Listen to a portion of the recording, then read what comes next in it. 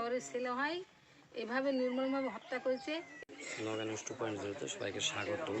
আমি এই মুহূর্তে অবস্থান করছি নওগাঁর পত্নীতলা উপজেলার মশরইল গ্রামে। দেওয়ারের ছেলে হয়, এভাবে নির্মমভাবে হত্যা করেছে। এই হত্যাকারীদের বিচার চাই। আর কি বলবো, এই একই ঘটনা, সব এরকম ঘটনা কোনো দেশে ঘটে না এবং আমরা দেখিনি কোনো দিন। এইরকমভাবে বাচ্চা এভাবে হাড় হাড্ডি সারা পাতার মুখে 1 মাস থেকে পুরানো হয়েছে 22 দিনতে। তাই আমরা শুধু সঠিক বিচার চাই। এই যে বিচার হচ্ছে হয় না, বিচার হচ্ছে হয় না, এই দিন দেয় আসামি ধরে আবার ধরে না, এরকমভাবে ছেড়ে দেয়।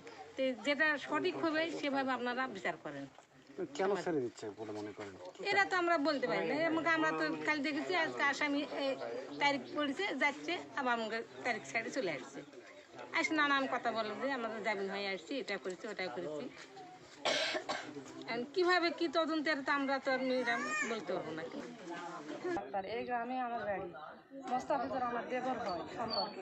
ছেলেটা আমরা জানি খুব ভালো, একে নির্মূলভাবে হত্যা করছে। আমরা অনেক হত্যা দেখছি, কিন্তু এরকম হত্যা দেখিনি।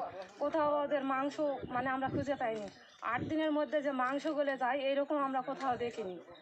আমরা এদের সঠিক বিচার চাই, যে মারলো, কোথাও ওদের দাঁত, কোথাও আবার মাথা, কোথাও আবার হাড় মাংস, এইরকম হত্যাকাণ্ড হয়েছে।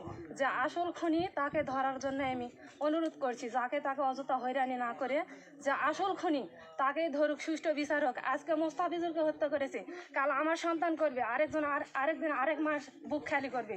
এদের সাহস প্রচুর হয়ে যাবে। যে খুনি তাকেই ধরুক, আর ওরই বিচার, আমরা সুষ্ঠু বিচার চাই। আমি চাই, আমাদের গ্রামবাসী সবাই চাই।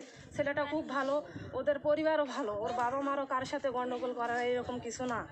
এদের সবাই ভালো, আমি এরকম কিছু না।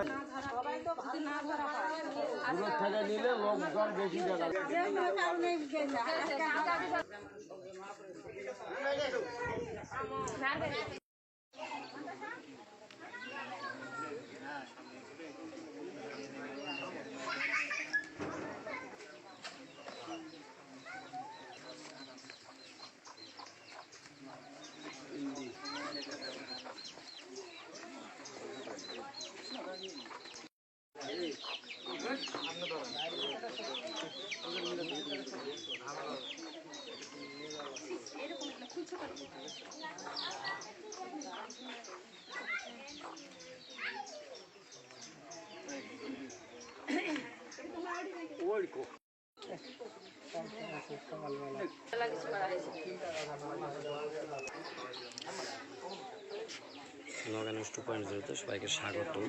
আমি এই মুহূর্তে অবস্থান করছি নওগাঁর পত্নীতলা উপজেলার মশরইল গ্রামে।